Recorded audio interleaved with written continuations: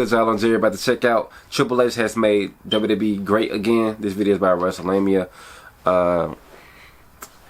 Ever since Triple H took over as the head of creative in WWE, since Vince McMahon retired back in, I think, July or early August, right before SummerSlam, Triple H has definitely made every part of the shows so much better. As far as pay-per-view wise, as far as Raw and SmackDown has been entertaining. The storylines has been interesting. It always kept me on my toes about what's about to happen next.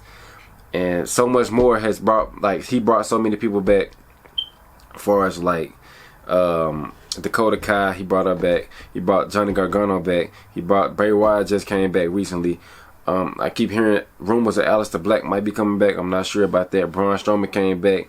Recently, we just saw on Raw that the Good Brothers are back. Carl Anderson and Luke Gallows are both back in WWE, teaming up with AJ Styles once again. So let's hop into the video and see other things that Triple H has made WWE great again. So, but Triple H's shocking rise to the head of WWE Creative has led to some very happy members of the WWE universe. Yes, sir. Join us now as we look at how Triple H has made WWE great again. Be sure to subscribe and hit that notification bell. He pretty much turned the main roster similar, like a bigger stage of NXT, how NXT used to be. In my opinion, it's more about wrestling as opposed to goofy characters and sports entertainment type stuff. Number 1, hyping next week's show. Yes, sir. While the overall improvement in Raw and SmackDown is reason enough for fans to tune in more, Triple H also builds up matches for next week, something that was rare under you-know-who. Even when the WWE booked matches for the following week, they were often only mentioned on social media, and even worse, often changed at the last minute due to script rewrites. Yep. Not so anymore, as the the same WWE day will they build up rewrite matches script for the following week, or even 2 weeks from a show. It's about more than announcing matches, it's about setting it up with segments such as brawls or interviews. Number 2, less rematches. One of the biggest signs of lazy booking is frequent rematches. There's nothing inherently wrong with rematches, and a good promoter will use them to increase the fans' interest in seeing subsequent matches. The night after a pay-per-view, when they're thrown together with no logic, they scream of creative bankruptcy. While Triple H isn't perfect in avoiding lazy rematches, they've gone down substantially. It's rare that fans see 2 wrestlers competing in a rematch the following week, and if it does happen, it's usually in a different situation, either a tag match or a stipulation thrown in. The same applies to matches at premium live events, as seen by this year's Extreme Rules, where rematches are being contested under stipulations. Number 3, premium live events, are special again. Other than WrestleMania and SummerSlam, premium live events I am going to SmackDown when they come to Memphis in January. Not anymore, as the WWE has reserved big matches for their shows, and better, giving fans a chance to see matches they won't see on television. Extreme Rules is an excellent example, as a show went from one stipulation match last year to an event this year comprised of nothing but stipulation matches. Even better, these matches should all help further the storylines behind each match. For instance, there's Riddle's fight pit match against Nemesis Seth Rollins, where the Ultimate Bro has challenged the Visionary to face him in a match where the winner has to knock out or submit their foe. This is a great opportunity for Riddle, who's been chasing Rollins for some time, but also a great opportunity for Rollins to humiliate Matt by beating him at his own game, even though that didn't happen. Likewise, with the story of Liv Morgan challenging Ronda Rousey to an Extreme Rules, reflects Morgan's knowledge that the baddest woman on the planet outmatches her in her MMA background. But that the match gives Morgan a chance to capitalize on her undeniable heart, even though she didn't win. In addition, the Cerebral Assassin has made premium live events unpredictable, as fans have more reasons than ever to tune in. Whether it was Bayley and Damage Control's debut at SummerSlam, or Bray Wyatt's wild WWE return at Extreme Rules, Tripp says giving fans more reasons to watch WWE television and premium shows. Number 4, tightly booked shows. Now, with 80% less filler, well, that's one way the WWE can book its shows, particularly in its pay-per-views, which no longer feature endless hype videos instead of matches, interviews, or backstage segments. The same goes for WWE's TV, as fans get to see more wrestlers. Sure, not everyone gets the same amount of time, but fans are seeing more wrestlers than ever before, and thanks to the WWE's use of Easter eggs, eagle-eyed fans can watch stories develop even in the background. Unlike the Crash TV or the Attitude Era, this isn't about featuring so many segments that something is bound to connect, but a systematic spread of segments and storylines throughout the show with the goal of making every one of them count. Number 5, a realistic feel. Is pro wrestling a sport? Well, we're not going to open that can of worms, but wrestling is, if nothing else, a simulation of a sporting event with wrestlers competing for glory, cash, and championships, with more than a touch of revenge thrown in. That's why it plays out better when the show has wrestlers acting like real people or larger-than-life representations of real people rather than caricatures that you wouldn't accept in a bad sitcom.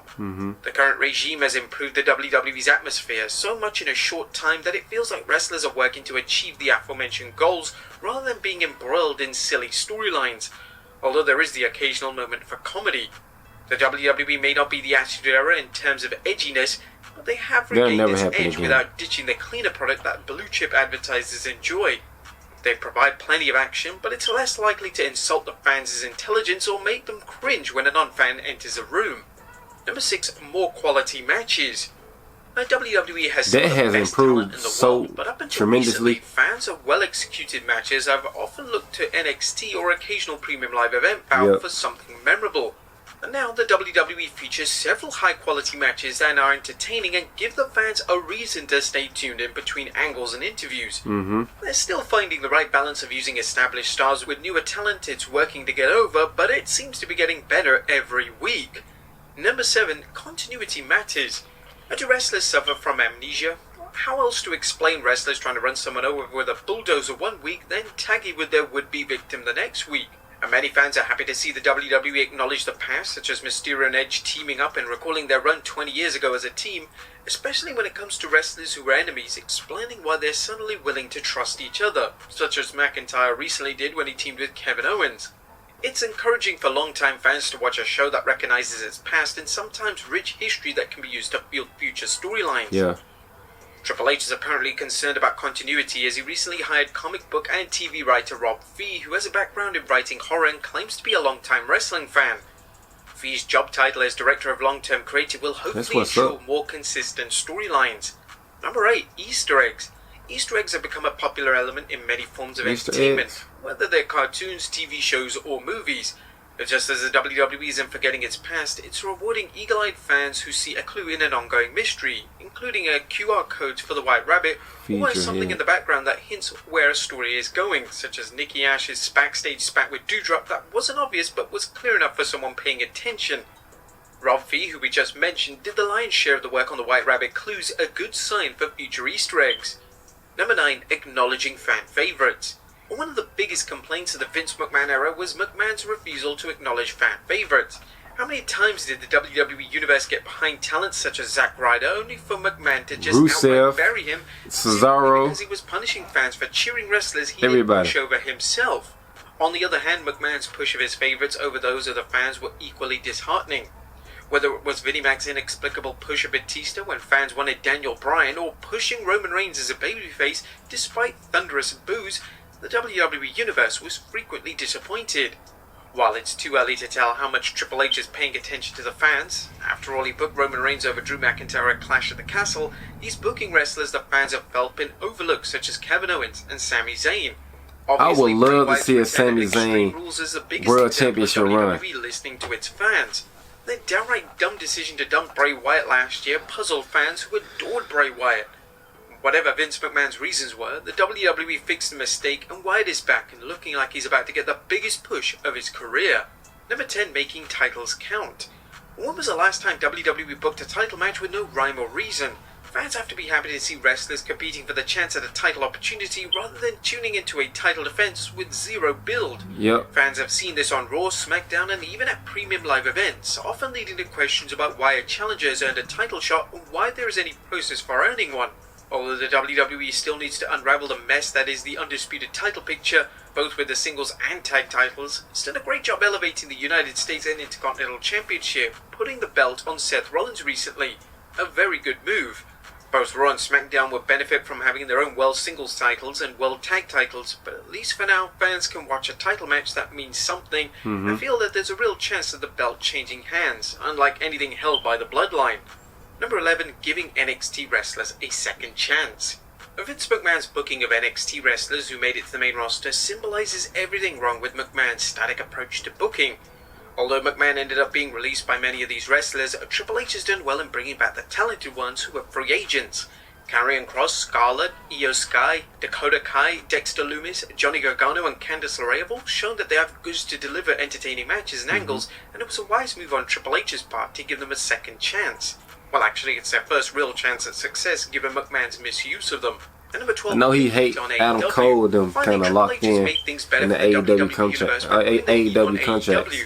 While this may seem counterproductive, lighting up I miss seeing Adam Cole every solid week. shows and running them the same weekend as them motivates WWE wrestlers all the more as they wanted the WWE to succeed. But there you have it, folks. How Triple H has made WWE great again. Be sure to leave your comments down below. Alright, y'all, another great video, man. Let me know what y'all thought of my reaction to this video. Like, comment, subscribe, and I'll see y'all next time. I'm out. Peace.